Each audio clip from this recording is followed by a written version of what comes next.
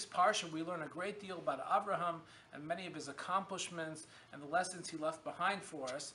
But there's this one pasuk that's very compelling in terms of telling us why Abraham was chosen to have this, not only this special relationship with God, but how God bestowed upon Abraham many gifts, including telling him about what was going to happen in terms of what happened with Sodom and how it was going to be destroyed.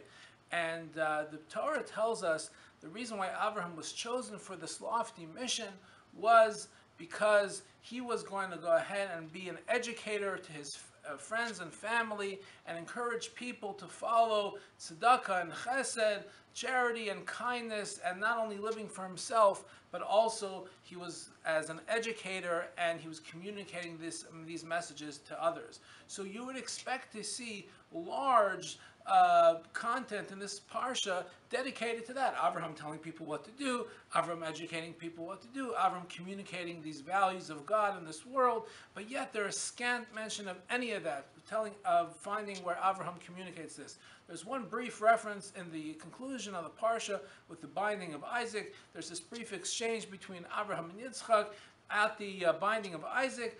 But besides that, there's very little reference in terms of Abraham actually telling people what to do. So how is it that Abraham, the greatest educator in terms of monotheism, God's values in this world, there's very little reference in terms of what he actually taught? I think this tells us a very powerful lesson in how to give over and teach values. And that is not necessarily by teaching verbally, by talking the talk, but rather by, as we say, walking the walk, being a role model, modeling good behavior, and letting others learn from your example. That is perhaps the best way to teach. Abraham did not say a lot of words. He wasn't giving many speeches or lectures and telling people what to do.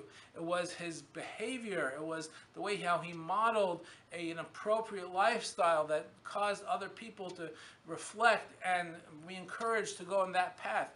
That is what Abraham made Abraham unique.